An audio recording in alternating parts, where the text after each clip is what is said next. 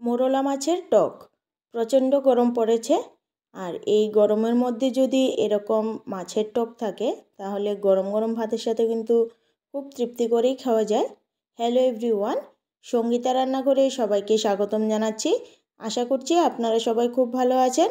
আজকে আপনাদের সামনে হাজির হয়ে গেছে আরেকটা রেসিপি নিয়ে। আমার আজকের রেসিপি মোরলা মাছের টক। ভিডিওটা আশা করছি আপনাদের ভালো লাগবে, তাহলে ভিডিওটা না টেনে পুরো ভিডিওটা দেখার অনুরোধ রইল। তো চলুন শুরু করা যাক আমার আজকের এই রেসিপি। আমি এখানে মোরলা মাছগুলিকে ভালোভাবে ধুয়ে পরিষ্কার করে নিয়েছি, জলটাকে খুব ভালোভাবে ঝরিয়ে নিয়েছি। এবার এর মধ্যে দিয়ে দিচ্ছি নুন আর হলুদ গুঁড়ো। এবার নুন আর হলুদটাকে মাছটার সাথে ভালোভাবে মেখে নেব। মাছটাকে নুন হলুদ দিয়ে ভালোভাবে মেখে নিয়েছি। এবার এটাকে একটা সাইডে রেখে দিচ্ছি। এখানে একটা বাটির মধ্যে আমি কিছুটা তেঁতুল গরম জল দিয়ে ভিজিয়ে রেখে দিয়েছি, এটাকেও আমি একটা সাইডে রেখে দিচ্ছি। এবার একটা মশলার পেস্ট বানিয়ে নেব। তার জন্য মিক্সিং জারে দিয়ে দিচ্ছি পেঁয়াজ কুচি। আমি পেঁয়াজ দিয়ে এই টকটাকে বানাচ্ছি। দিয়ে দিচ্ছি 7-8টা কাঁচা লঙ্কা। ঝালটা অবশ্যই আপনারা পরিমাণ বুঝে কমিয়ে বা বাড়িয়ে দেবেন। দিয়ে দিচ্ছি 3 কোয়া রসুন। দিয়ে দিচ্ছি 1 চামচ জিরে গুঁড়ো আর হাফ চামচ ধনে গুঁড়ো। আর কালারটা যাতে ভালো আসে তার জন্য দিয়ে দিচ্ছি 1 চামচ কাশ্মীরি লঙ্কার গুঁড়ো। সবগুলিকে একটা মিহি পেস্ট বানিয়ে নিয়েছি।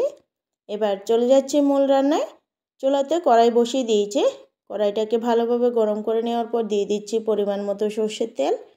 তেলটাকেও ভালোভাবে গরম করে নিয়েছি। এবার এর মধ্যে সামান্য একটু নুন দিয়ে দিলাম। নুনটা দিয়ে তেলটাকে ভালোভাবে কড়ার গায়ে লাগিয়ে নেব।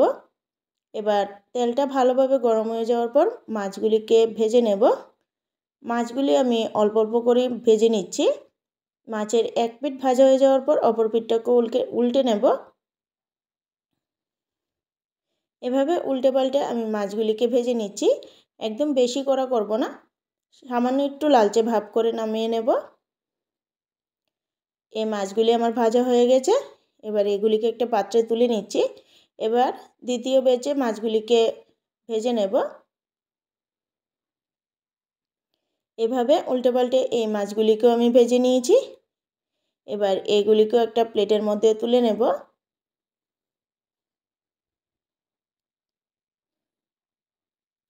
এবার একই তেলের মধ্যে ফোড়নে দিয়ে দিচ্ছি সর্ষে। সর্ষেটা ভালোভাবে ভাজা হয়ে যাওয়ার পর এবার এর মধ্যে দিয়ে দিচ্ছি পিষে রাখা মশলাটা। এখন এর মধ্যে দিয়ে দিচ্ছি পরিমাণ মতো নুন। যেহেতু এটা টক দিয়ে হবে তাই নুনটা একটু বেশি পরিমাণেই দিলাম। দিয়ে দিচ্ছি হলুদ গুঁড়ো। এবার মিক্সিং জারটা দিয়ে সামান্য একটু জল দিয়ে দিচ্ছি। এখন মশলাটাকে ভালোভাবে নুন হলুদের সাথে মিশিয়ে কিছুক্ষণ সময় ধরে মশলাটাকে কষিয়ে নেব। মশলাটাকে আমি কিছুক্ষণ সময় ধরে কষিয়ে নিয়েছি। এবার এখানে দিয়ে দিচ্ছি তেঁতুলের যে কাতরা ছিল সেটা এখানে এর মধ্যে দিয়ে দিচ্ছি। এবার তেঁতুলের এই কাঠটাকেও আমি মশলাটার সাথে ভালোভাবে মিশিয়ে নেব। মিশিয়ে আবারও কিছুক্ষণ সময় এটাকে কষিয়ে নেব।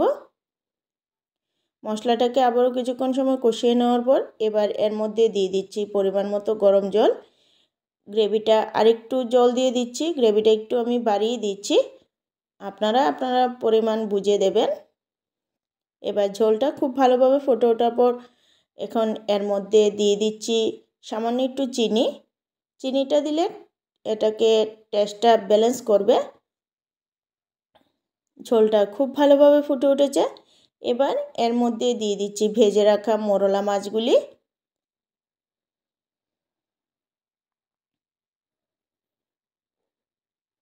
মাছগুলি দেওয়ার পর ঝোলটার সাথে ভালোভাবে মিশিয়ে নেব। এবার আবারও 1 থেকে 2 মিনিটের মতো ঝোলটাকে মাছটার সাথে ফুটতে দেব। ঝোলটা খুব সুন্দরভাবে ফুটে উঠেছে। আমার মোরলা মাছের টক কিন্তু একদম রেডি। এবার এটাকে একটা প্লেটে নামিয়ে নেব। এভাবে গরম গরম ভাতের সাথে যদি এরকম মাছের টক থাকে তাহলে তো আর কোনো কথাই নেই। আমার আজকের এই ভিডিওটা কেমন লেগেছে অবশ্যই কমেন্টে জানাবেন। যদি ভালো লেগে থাকে একটা লাইক করে দেবেন। চ্যানেলটাকে সাবস্ক্রাইব করে আমার পাশে থাকবেন। আমার চ্যানেলে নতুন বন্ধু হয়ে থাকলে চ্যানেলটাকে সাবস্ক্রাইব করে পাশে থাকা বেল আইকনটা ক্লিক করে দেবেন, তাহলে আমার ভিডিওর নোটিফিকেশন সবার আগে আপনাদের কাছে পৌঁছে যাবে। আবারও ফিরে আসছি নতুন ভিডিও নিয়ে।